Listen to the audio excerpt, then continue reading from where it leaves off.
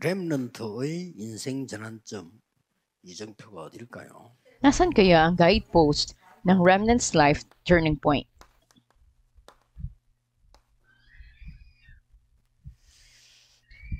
일곱 이정표 중에서 이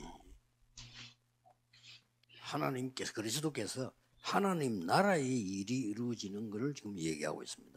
Sa pitong guideposts, sinasabi doon ang mga gawain tungkol sa kaharian ng Diyos. 렘넌트의 땅끝은 어딜까요? Nasaan nga bang dulo ng daigdig para sa mga remnants? 회당입니다. Ito ang sinagoga. 이 언약을 잘 잡아야 됩니다. Dapat na matibay pang hawakan ang tipang ito. 사도행전 17장 1절에서 9절입니다. Sa mga gawa 17, 1 hanggang 9, 회당 세 군데가 나옵니다. may tatlong mga 많이 sinagoga 있겠습니다만 na makikita rito. 중요한 거죠. At ito ay napakahalaga. 알렉산더가 한때 정복했던 데살로니카입니다. At ito yung Thessalonica noon na sinakop ni Alexander. 유일하게 여기는 로마로 통하는 길이 있습니다. At natatangi ito ay may daan 유일하게 direkta sa Roma. 석국되지 않고 로마와 교류하는 나라입니다. At hindi ito nasakop ng Roma, ito ay 바울이 konektado. 여기를 중요하게 본 겁니다.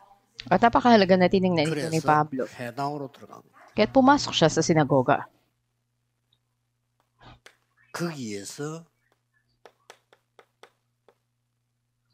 그리스도에 관한 설명을 했습니다. At pinaliwanag niya rin ang tungkol kay Kristo dito. 그리스도의 당위성을 설명했어요. At pinaliwanag niya rito 왜 ang 십자가에 죽어야만 했느냐? 왜 pagiging 부활해야만 natatangin ni 하느냐? Kristo, bakit kailangan niya mapako sa krus, bakit kailangan mabuhay siyang muli 그래서 dahil siya si Kristo. 그리스도에 대한 당연성을 설명했습니다. At inayos niya rin pinaliwanag ang tungkol sa 당연성이. pagiging nararapat ni Kristo. Hindi pwedeng hindi 저는 mo 종교 kilala 중에 si 제일 Kristo. 종교가 불교라고 생각합니다. Sa palagay kong pinakamainam sa lahat ng relihiyon ay ang 근데 Budismo. 그리스도는 없어요. Pero wala si Kristo doon. 그때 스님 보고 담대히 얘기해 줍니다. At aking matapang nung sasabi sa mga Budista na 재앙 ang spiritual na problema na meron sila, hindi nila kayang 배경 pagalingin, 못 빠져나와. hindi sila makalaya sa background ng impyerno o malutas yung mga sakunang darating sa kanila dahil wala sila ng sagot na to. 당신에게 필요한 단어는 At ang pinakakailangan nila, 그리스도야. ang salita ay si Kristo. 필연성. Pangangailangan kay Kristo. 절대성. Pangatlo, ang pagiging 이렇게 나와요. tiyak o ganap ni 그리고 이게 Kristo. 중요한 회당만 나오는 게 아닙니다. At hindi lamang sinagoga. 저자 나와요. Makita rin natin dito ang mga pamilihang lugar, pamilihang bayan. 소동을 일으킨 겁니다. 왜냐? 그리스도 증거되니까 Dahil, 자기들이 나쁜 짓이 장사가 안 돼. 그렇게 들고 올라왔어요. dahil kinakailangan maipahayag si Kristo at ito'y labag sa kanilang mga hanap buhay kung kaya't sila ay nag-alsa. 경제 공부도 해야 됩니다. Kaya nga mga remnants, dapat din nilang aralin 제 경제 회복에 대해 ang ekonomiya para sa ekonomiya ng liwanag.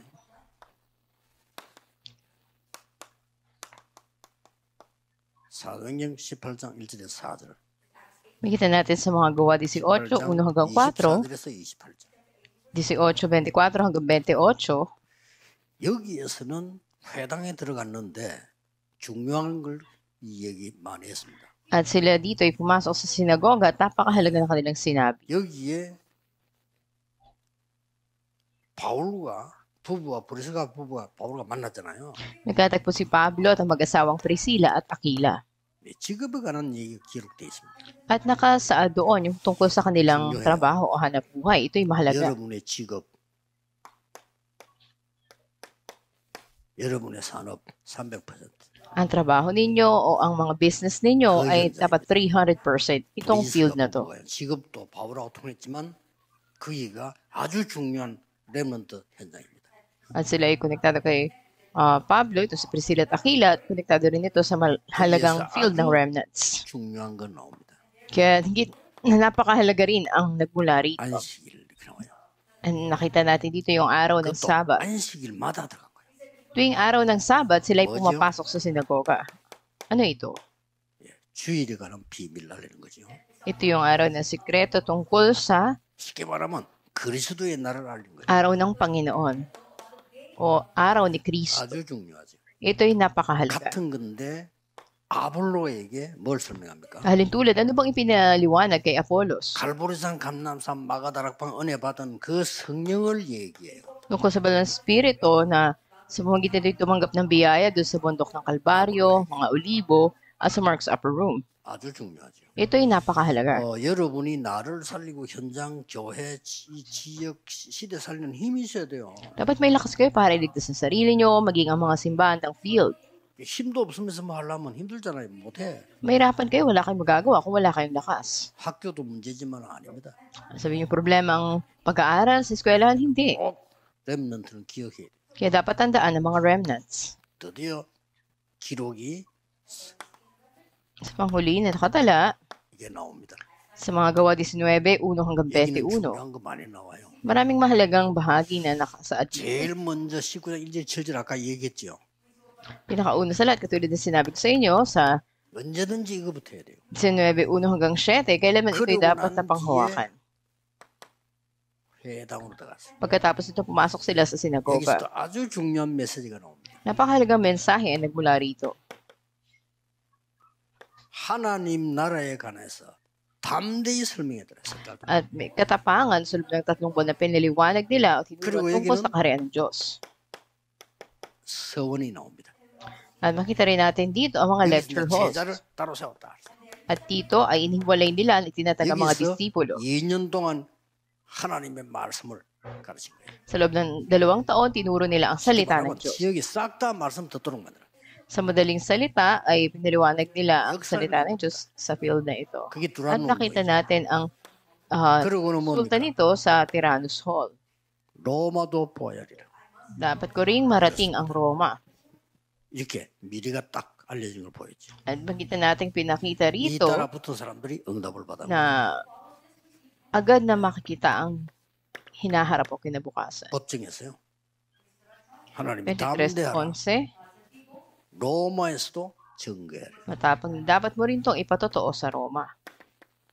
풍랑 속에서 바울아 두려워 말라. At sa gitna ng bagyo, Pablo, huwag ka matakot. Dapat kang tumayo sa harapan ni Cesar. 이게 답니다. Ito ang lahat. 이런 거를 렘넌트들은 딱 알고 있어야 돼요. Dapat alam ito ng mga remnants. 그러면 여러분들의 길은 미리미리 하나님이 확실하게 인도하실 겁니다. Sa gayon, tiyak na gagabay ng Diyos ang inyong mga daan. 이래야 되냐 저래야 되냐 그건 하지 마세요. Huwag niyo gawin na, gagawin ko yan, gagawin ko 여러분 to. 그런 존재가 아닙니다. Hindi kayo ganong nilalang. 여러분 렘넌트입니다. Kayo'y mga remnants. 혹시 뭐 헷갈린다 하지 마세요. At kung nalilito kayo, wag. 여러분은 그런 존재가 아니라니까요. Hindi kayo gayong nilalang. 하나님의 확실한 인도를 받아야 되는 존재입니다. Kayo mga nilalang na dapat tumanggap ng eksaktong paggabay ng Diyos. 세계복음 할수 있습니다. Kung magtagumpay kayo sa Amerika, magagawa niyo pag-ebanghelyo ng 장소에 mundo. 나와 있습니다. Ibig sabihin, nasa napakahalaga kayong lugar ngayon. 영통한 영어를 한다면 세계 소통할 수 있습니다.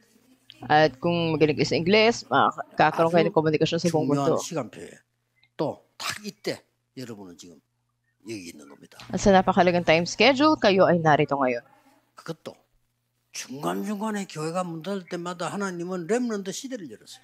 Sa panahon na nagsasara mga simbahan, patuloy na tinatatag ng Diyos ang panahon ng mga remnants. Dapat nyo tignan yung kasaysayan, ang 이스라엘 망할 Biblia. 때마다 렘넌트를 세운 거예요. Tuwing napapahamak, nabibigo ang mga Israelita, tinatatag ng Diyos ang mga remnants. Anong 이스라엘 konklusyon? 나라 5천 종족의 복음이라.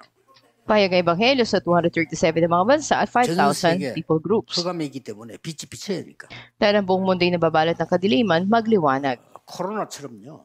이 흑암은 전 세계로 번지고 있어요. Katulad ng COVID-19 na kumalat ang kadiliman sa buong 오직 daigdig. 그리스도 빛만이 가능합니다. At ito'y posible lang na malutas sa liwanag ni Kristo. 렘넌트는 언약 굳게 잡고 Kaya matibay na panghawakan ng mga remnants ang tipan. Itong 3 bagay na to. 기도하겠습니다. Manalangin tayo. 렘넌트들에게 하나님이 시대를 맡기신 것을 감사드립니다. Panginoon, salamat pinagkatiwala niyo sa mga remnants ang panahon na ito. 착각하지 않도록 은혜를 주옵소서. Pagpalain niyo sila na hindi sila magkaroon ng maling pangunawa. 하나님이 지켜주옵소서. Ingatan mo sila na hindi sila mailigaw 미래를 ng 볼 수 landas. 있는 눈을 하나님이 Gusto 열어주옵소서. niyo ang kanilang paningin na makita ang hinaharap. 예수 그리스도 이름으로 Aming 기도하옵나이다. dalangin sa pangalan ni Yesu Kristo. Amen.